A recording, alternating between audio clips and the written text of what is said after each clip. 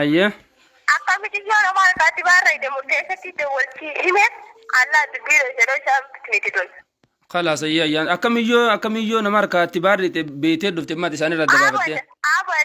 Abadan adda baafadde miti yoo nama harkaa itti baarrayde miti yoo bira jirtu namni isii ibdahe inni ala jira dhugaadha. Ayya.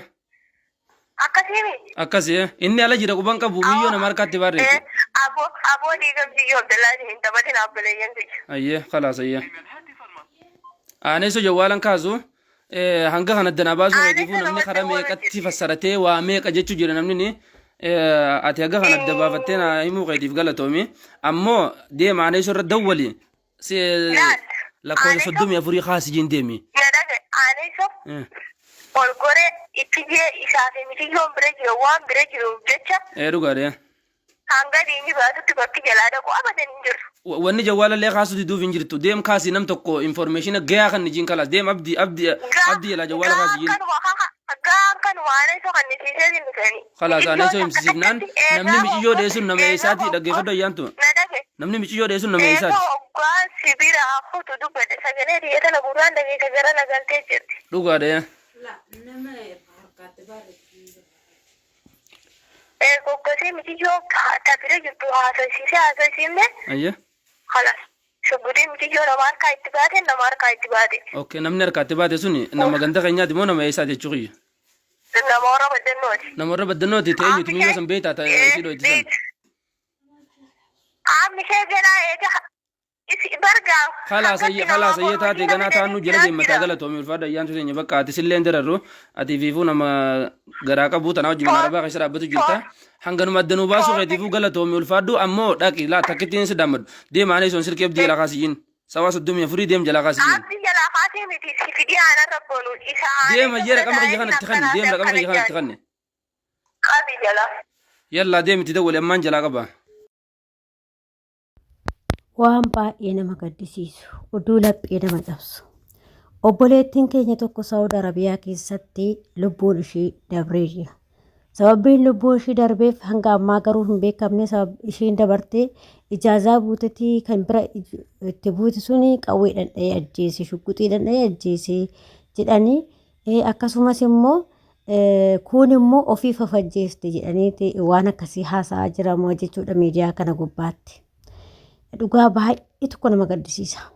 Ilmi namaa sakkama akka walitti jabaatu. Ilmi namaa sakkama akka walii yaadu.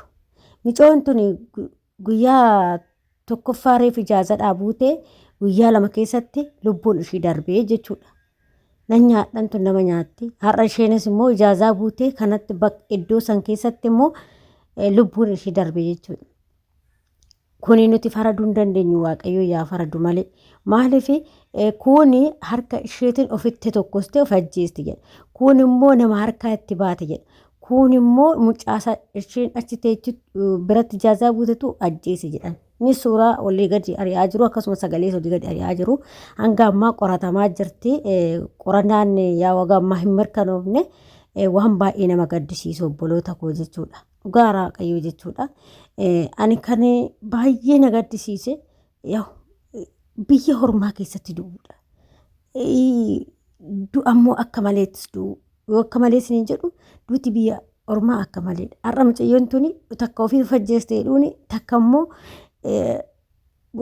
mucaasaan xajjeessee dhuuni dhugaa ishiilee dhoksaa jiru jechuudha. Laalamee jirana dhugaa waaqa waan baay'ee nama gaddisiisu ijoollee keenya. Carraa shamarran keenyaa kana dhugaa gisee tokko tokko baay'ee nama gaddisiisa jechuudha carraan keenya kun. Abbumti akka fakkadin godhe waan mantaanani baqa wanni keenya dhugaan keenya illee bahuu dadhaba jechuudha. Amma micootana dhugaa rabbii sagalee baay'eedha sagaleen isaanii baay'ee jira. Kan isaan irraa waliin akkasitti wal qorachaa jiranii kuni anatuma garagaraa taasa obboleetti isheettis as keessa jira. Anata garagaraa taasa sagalee obboleessi isheetti illee isiniif jedhanii nama sadii walitti hidhamanii haasa'aa turanii dhugaa waan baay'ee nama gaddisiisu obboloota koo. Nuti carraan keenya maaf akka ta'e illee baay'ee naan galu bakkuma hundatti akkuma allaatti namni arginu ajjeese yeroo darbe tokko illee micoota kakkaatti ajjeesanii dhugaan ishii dhokatee badee jechuudha. Tanallee amma akkanuma jechuudha. Maali maaf garaa walitti jabaattu yaa Oromoo koo isin saba biraa miti saba tokko taatanii garaa walitti jabaattanii shamara jechuun haadha keeti obboleetti keeti haadha manaa keeti garuu hatarra kan yoo akkana godhani ani isas ta'ee ishees ta'ee garuu ka waaqayyoo haa murteessuu hin dandeenyu garuu immoo waan baay'ee nama gaddisiisu dhugaa waaqayyoo jechuudha. Amma dhugaan ishees dhokate ishiin dhufajjeeftee namni mucaasu ishee ajjeese amma dhugaan ishiitu dhokatee jira jechuudha. Maatiin ishee akkatti irraa haati ishee akkatti irraa maal waa waaqa koo dhugaa waaqayyoo baay'ee garaana nyaatte mucayyoon tun jechuudha. Maaliif hojjettanii yoo ofiifis kan of ajjeessu ta'e dhugaan ishee hin beekamu. Yoo namni ajjeessu ta'e dhugaan ishee beekamaa hin jiru. Baay'ee talgaagga'amaa jira. Sagalee isaanii wal keessa deemee jechuudha. Innaa wanti dhugaadha jedhamee akka ammaa irra gahamee hin jiru. Garuu mucoon akka boqattee immoo boqattee jirti himamee jira. Amma wantumti isheen boqattee santu addaan bahuu dadhabame jechuudha. Maatiinis akka wanti kun addaan bahu jedhamee jira.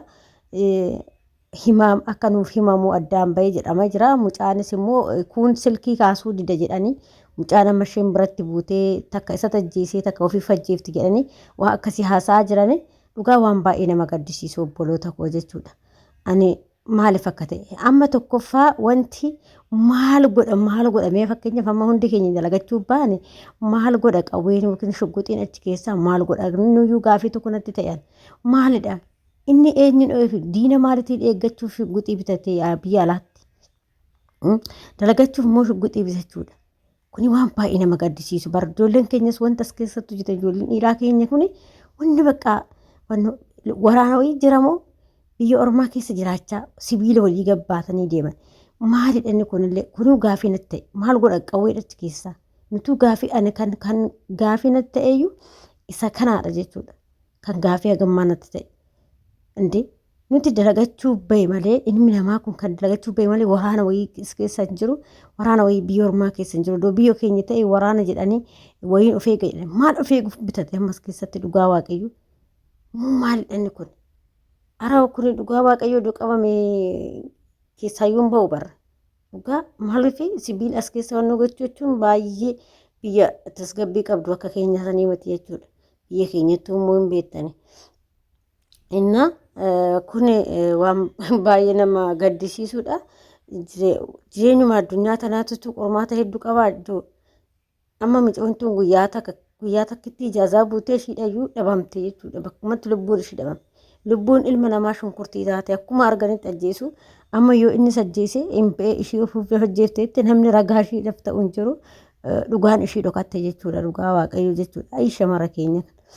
Maal obboloota koo maaloo ijaazaa jettanis dhiisaa ofirraa galaati heerumaa yoo heeruma barbaadan galaa heerumaa asitti ijaazaa buuna jettanii lubbuu keessa hin dhabe ijaazaa kanatti ijoollee baay'eedha kun nabaa jira lubbuu isaanii dhugaa rabbi takkas barreen gaddaa akkanumatti ajjeesanii urfatti darbanii booda ofii viidiyoo isaanii ofirraa ofii waraabuu bare ofuma saayitii waraabuu namni waraabuu hin jiru ofuma saayitii waraabanii ofuma saayitii gallakkisuus jechuudha namni ofiisaa waraabuu hin jiru ajjeesanii ka'anii jechuudha. Mee ilaalaa ijoolleen keenya waan isaan hojjetan dhiirota keenyallee gisee tokko baay'ee nama jibbisiistu dhugaa waaqayyoo jechuudha.